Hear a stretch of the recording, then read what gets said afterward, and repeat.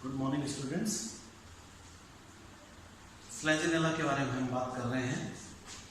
स्लेजिनेला की मॉर्फोलॉजी हमने कल डिस्कस करी थी। मैंने आपको बताया था स्पाइक मॉस या लिटिल क्लब मॉस हम इसको कहते हैं। और स्लेजिनेला में जो 2-3 इंपॉर्टेंट चीजें जिनके बारे में हमने बात करी थी कि एक लिटोस्पोरस होता है, दूसरा राइजोफोर की प्रेजेंस हमने देखी कि राइजोफोर प्रेजेंट होता है, और लीव्स जो होती हैं वो 2 तरह की लीव्स हैं और उनके बेसिस पे साइज जो है उनका होम्योफिलम और हेटेरोफिलम हमने इसको बनाया। तो ज़्यादातर स्पीशीज क्रीपिंग है, जमीन के साथ ग्रो करती हैं, फिर इरेक्ट ब्रांचेस का फॉर्मेशन होता है, उस ब्रांचेस के ऊपर जाके फिर स्पोर प्रोड्यूसिंग ऑर्गन का निर्माण होता है जिसके अंदर स्पोर्स बनते हैं। एक बहुत इंपॉर्टेंट चीज जो कल हमने डिस्कस करी थी और जो आपको याद रखनी चाहिए और वो था रीसरेक्शन। मैंने आपको बताया था कि रीसरेक्शन का मतलब होता है वापस प्लांट का जिंदा हो जाना, और ये एक बहुत बड़ा फीचर है, कैरेक्टरिस्टिक फीचर है स्लेजिनेला का, और इसीलिए हमने इसको संजीवनी पादप भी कहा था। संजीवनी पादप ये प्लांट कहलाता है क्योंकि एक प्लांट जो सूख जाए और सूखने के बाद बॉल के रूप में इकट्ठा होके ये जमीन पे पड़ जाता है, और जैसे ही वापस फेवरेबल कंडीशंस आती हैं, इसको पानी वगैरह टेम्परेचर वगैरह नॉर्मल मिलता है, वापस जो है ये प्लांट जर्मिनेट करके नया प्लांट बना लेता है। तो प्लांट सूखने के बाद वापस उसका तैयार हो जाना, वापस जिंदा हो जाना, ये कहलाता है रीसरेक्शन।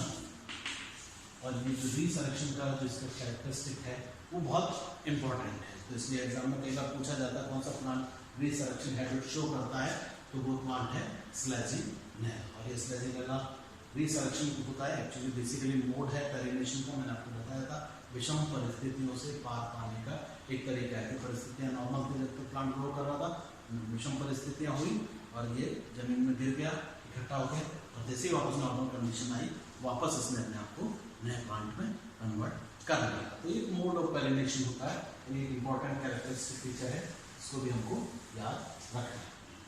तो मैंने आपको बताया कि स्लेजिनेला जो है जड़, तना और पत्ते में विभेदित है। उसके अलावा एक और नई चीज यहाँ पर होती है और वो है प्रेजेंस ऑफ राइजोफोर। तो आज हम एक्चुअली आंतरिक संरचना की बात करेंगे कि प्लांट जो है रूट स्टेम में डिवाइडेड है वो कैसा होता है। तो इंटरनल स्ट्रक्चर, आंतरिक संरचना। सबसे पहले इंटरनल स्ट्रक्चर की जब हम बात करते हैं, हम बात करेंगे रूट की। रूट के इंटरनल स्ट्रक्चर कैसा होगा। मैंने आपको बताया था ये जो टेरिडोफाइट्स होते हैं उसमें फर्स्ट फॉर्म रूट तो हमेशा टेक रूट होता है, लेकिन लेटर स्टेज भी थोड़ा आगे जाके एफएमएल होता है, बहुत जल्दी इसकी डेथ हो जाती है, खराब हो जाता है, और उसकी जगह एडवेंटिशियस रूट्स निकल आते हैं। रूट जहां तक होता है टेरिडोफाइट के अंदर हमेशा प्रोटोस्टिलिक कंडीशन होती है, प्रोटोस्टिल है इसके अंदर, आप सब जानते हैं। तो आप जब रूट का सेक्शन काटेंगे, 500 सेक्शन, तो आपको सबसे बाद क्या मिलेगा, epidermis.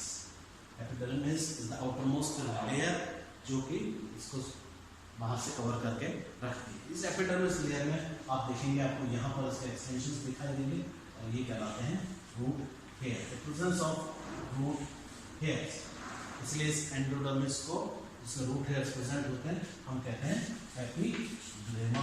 Epiblema, epiblema is endodermis with root hairs. ये रूट हेयर्स हैं, ये आप देखें, जो कि एक्चुअल में वाटर एब्जॉर्प्शन का काम करते हैं।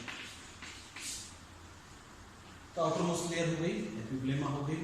कुछ स्पीशीज में क्यूटिनाइज्ड है, एक्चुअली बाहर इनमें ऊपर सब रहता है, उसमें है जो सबटेरियन स्पीशीज है जिनमें अंदर जाके रूट का फॉर्मेशन होता है।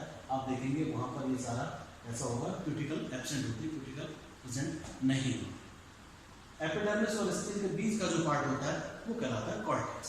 और ये जो कॉर्टेक्स पार्ट है स्लेजिनेला के अंदर, ये ज्यादातर स्पीशीज में एक ही तरह का है, मीन्स सिंपल पैरेन्काइमेटल सेल्स का बना हुआ है, और उन पैरेन्काइमेटल सेल्स के अंदर किसी तरह का कोई एयर स्पेस बीच में नहीं प्रेजेंट होता है। तो cortex is made up of simple parenchymatous cells ज्यादातर में, लेकिन कुछ में क्या होता है कि जो आउटरमोस्ट पार्ट है, बाहर का जो पार्ट है कॉर्टेक्स का, वो स्क्लेरेन्काइमेटस हो जाता है, स्क्लेरेन्काइमा सेल्स का बनेगा तो हाइपोडर्मिस बन जाता है, और फिर उसके नीचे जो कॉर्टिकल पार्ट है वो पैरेन्काइमेटल सेल्स का होता है। तो दोनों तरह के कंडीशंस हैं, कुछ में ऊपर स्क्लेरेंकाइमेटस होगा, फिर पैरेंकाइमेटस होगा, कुछ स्पीशीज में पूरा ये कंप्लीट पैरेंकाइमेटस होगा। तो ये हमारा कॉर्टेक्स पार्ट है जो दो पार्ट्स में डिवाइडेड भी हो सकता है और होमोजेनाइज भी हो सकता है, मींस ऊपर से लेकर नीचे तक आप देखेंगे सारा सिंपल पैरेंकाइमेटस सेल्स का बना हुआ है। इसके नीचे यहाँ पर प्रेजेंट होता है हमारा स्टील या जिसके हम बात करते हैं एंडोडर्मिस। एंडोडर्मिस मींस वो लेयर जो कॉर्टेक्स को और स्टील को एक दूसरे से अलग करती है। तो यहाँ पर आप देखेंगे इस तरह से आपको लॉन्ग एलोंगेटेड सेल्स दिखाई देंगी और ये सेल्स क्या है, एंडोडर्मिस। ये एंडोडर्मिस है, दिस इज एंडोडर्मिस। और एंडोडर्मिस के नीचे होता है पेरिसाइकल, जो जनरली 1 से लेकर 3 लेयर तक की मोटाई की होती है। तो यहाँ पर आपको क्या दिखाई देगी, pericycle. This is pericycle. Pericycle means outermost layer of the steel, steel की सबसे बाहर की लेयर या वो लेयर जो एंडोडर्मिस के जस्ट नीचे प्रेजेंट होता है, वो कहलाता है हमारा पेरिसाइकल। अंदर होगा स्टील, स्टील का मतलब होगा जाइलम और फ्लोएम। जाइलम का मतलब मैंने आपको बताया कि स्टील की जो कंडीशन होगी वो कैसी होगी, प्रोटोस्टीलिक। स्टील हमेशा कैसा होगा, प्रोटोस्टील। प्रोटोस्टील मैंने आपको बताया था कि ऐसा स्टील इसमें पित्त नहीं होता है, पित्त इज एब्सेंट। जो सेंट्रल पोजीशन होती है वो हमेशा जाइलम द्वारा ऑक्यूपाइड रहती है। तो आप यहाँ देखेंगे आपको क्या दिखाई देगा, जाइलम दिखाई देगा बीच में,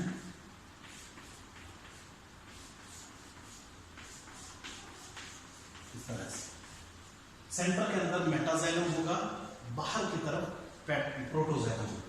और ऐसी कंडीशन जब मेटाजाइलम सेंटर में हो, प्रोटोजाइलम बाहर की तरफ हो, तो ये कंडीशन कहलाती है एक्सार्क कंडीशन। तो जो कंडीशन होगी वो कैसी होगी, एक्सार्क। एक्सार्क का मींस प्रोटोजाइलम बाहर, प्रोटोजाइलम टुवर्ड्स पेरिफेरी। देखिए ये प्रोटोजाइलम है और ये मेटाजाइलम। मेटाजाइलम कहां पर होगा, सेंटर के अंदर, और प्रोटोजाइलम कहां होगा, पेरिफेरी की तरफ बाहर की तरफ। अब ये जो कंडीशन है, ये कंडीशन क्या है, प्रोटोजाइलम कितने हैं, तो जनरली मोनार्क से टेट्रार्क तक की कंडीशन होती है। ज्यादातर में मोनार्क कंडीशन होगी, मींस एक जाइलम का पैच प्रोटोजाइलम होगा तो बाहर की तरफ होगा, और बाकी सारा यहाँ पर मेटाजाइलम होगा। लेकिन ये मोनार्क से लेकर डायर, ट्रायड, टेट्रार्क तक कंडीशन होती है। तो जनरली मोनार्क कंडीशन है, मींस एक प्रोटोजाइलम होगा बाहर की तरफ, आप देखेंगे यहाँ पे आपको दिखाई देगा, और यहाँ पे बीच में सारा आपका क्या होगा, मेटाजाइलम। जो बड़ी कैविटीज वाला हमारा जाइलम होता है वो कहलाता है मेटाजाइलम। तो जाइलम में डायआर्क, मोनार्क एंड एक्सार्क कंडीशन है। डायआर्क भी हो सकता है, ट्रायआर्क भी हो सकता है, टेट्रार्क भी हो सकता है। तो जनरली मोनार्क एंड एक्सार्क कंडीशन है। और इसके चारों तरफ यहाँ पर क्या प्रेजेंट होगा, आप जानते हैं जाइलम को कौन कवर करके रखता है, फ्लोएम। यहाँ पे सारा टिश्यू होगा, तो कौन सा टिश्यू होगा, फ्लोएम। तो दिस इज फ्लोएम।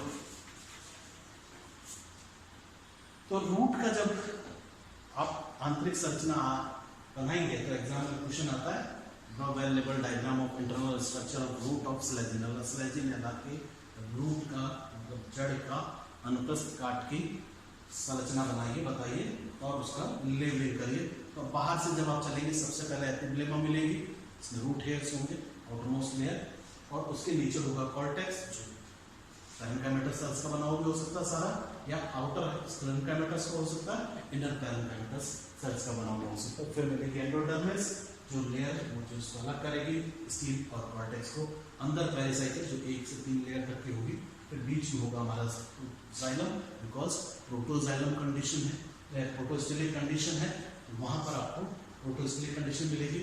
उसमें भी मोनार्क और एक्सार्क कंडीशन मिलेगी, मींस एक प्रोटोजाइलम का पैच होगा जो बाहर पेरिफेरी की तरफ होगा, और अंदर बीच के अंदर सारा क्या होगा आपका मेटाजाइलम, और उसको चारों तरफ से कवर करके रखेगा, कौन रखेगा, फ्लोएम। ये है आंतरिक संरचना।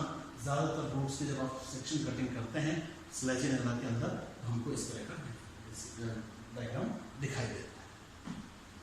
अब मैंने आपको बताया था कि जो रूट से डायरेक्ट स्टेम पे नहीं लग रही, कुछ स्पीशीज के अंदर क्या होता है, इन दोनों के बीच में एक और आंतरिक संरचना है। स्टेम और रूट्स के बीच में एक और आंतरिक संरचना है, लॉन्ग ट्यूबुलर सिलेंड्रिकल स्ट्रक्चर है जो कि बिल्कुल नीचे जाता है और पॉजिटिवली जियोट्रॉपिक होता है और उसके ऊपर जाके आपके रूट्स का फॉर्मेशन होता है। और इसीलिए हम जब आंतरिक संरचना की बात करेंगे रूट के साथ साथ उस आंतरिक संरचना के बारे में बात करेंगे जिसे हम कहते हैं, क्या कहते हैं, राइजोफोर। राइजोफोर मैंने आपको बताया था क्या होता है ये राइजोफोर। कुछ नहीं है, रूट बियरिंग स्ट्रक्चर है, मीन्स ऐसा स्ट्रक्चर जिसके ऊपर जड़ों का फॉर्मेशन होगा, मीन्स स्टेम और रूट के बीच का कनेक्टिंग लिंक है ये।